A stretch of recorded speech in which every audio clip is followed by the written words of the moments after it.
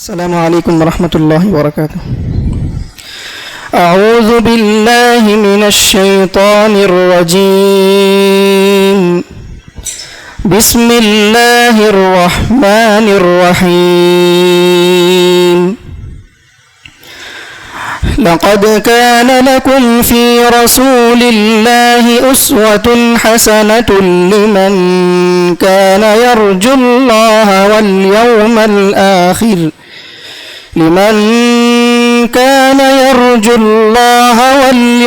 الآخر وذكر الله كثيرا. ولما رأى المؤمنون الأحزاب قالوا هذا ما وعدنا الله ورسوله وصدق الله ورسوله وما زادهم إلا إيمانا وتسليما. من المؤمنين رجال صدقوا ما عاهدوا الله عليه فمنهم من قضى نحبه ومنهم من ينتظر وما بدلوا تبديلا. ليجزي الله الصادقين بصدقهم ويعذب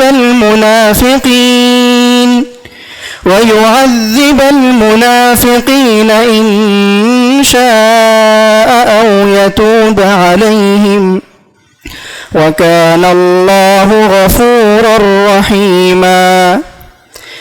ورد الله الذين كفروا بغيظهم لم ينالوا خيرا وكفى الله المؤمنين القتال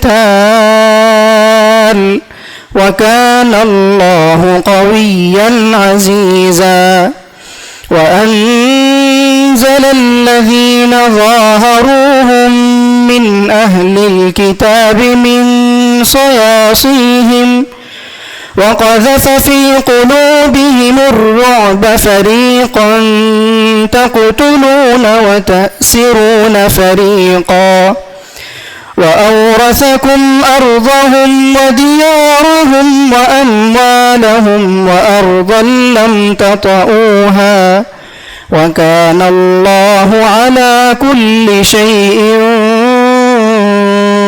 قديرا. அளவற்ற அருளாளன் நிகரற்ற அன்புடையமாகிய அல்லாஹ்வின் பெயரால் ஆரம்பம் செய்கின்றேன். அல்லாஹ்வின் தூதரில் உங்களுக்கு அல்லாஹ்வையும் மறுமை நாளையும் பயந்தவராக இருப்பவருக்கு திட்டவட்டமாக அழகிய முன்மாதிரி இருக்கிறது. இன்னும் அவர் அல்லாஹ்வை அதிகம் நினைவு கூர்பவராகவும் இருப்பார். இன்னும் நம்பிக்கையாளர்கள் எதிரி இராணுவங்களை பார்த்தபோது அல்லாஹ்வையும் அவனது தூதரும் எங்களுக்கு வாக்களித்ததாகும் இது அல்லாஹ்வும் அவனது தூதரும் உண்மையை உரைத்தார்கள் என்று கூறினார்கள். அந்த எதிரி இராணுவங்களின் வருகையானது அல்லாஹ்வின் மீது நம்பிக்கையும் அல்லாஹ்வின் கட்டளைக்கு கட்டுப்படுதலையும் தவிர அவர்களுக்கு அதிகப்படுத்தவில்லை. அல்லாஹ்விடம் எதை ஒப்பந்தம் செய்தார்களோ அதை உண்மைப்படுத்திய ஆண்களும் நம்பிக்கையாளர்களில் இருக்கிறார்கள். வீர மரணம் அடைய வேண்டும் என்ற தனது நேர்ச்சியை நிறைவேற்றியவரும் அவர்களில் உண்டு. வீர மரணத்தை எதிர்பார்த்து இருப்பவரும் அவர்களில் உண்டு.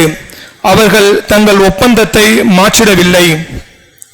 இறுதியாக அல்லாஹ் உண்மையாளர்களுக்கு அவர்களின் உண்மைக்கு நற்கூலி தருவான்.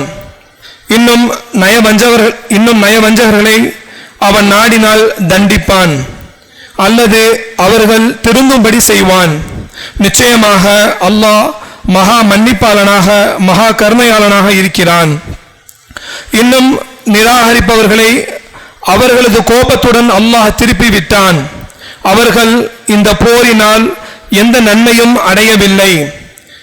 இன்னும் நம்பிக்கையாளர்கள் கடுமையாக சண்டை செய்து அதிகமான இழப்புகள் அவர்களுக்கு ஏற்படும் ஏற்படுவதை விட்டும் நம்பிக்கையாளர்களை அல்லாஹ் பாதுகாத்தான். அல்லாஹ் மகா வலிமை மிக்கவனாக மிகைத்தவனாக இருக்கின்றான்.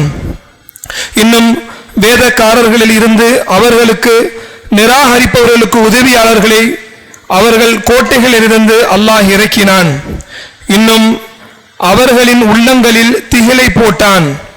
அவர்களில் ஒரு பிரிவினரை நீங்கள் கொன்றீர்கள், இன்னும் ஒரு பிரிவினரை சிறைப்பிடித்தீர்கள்.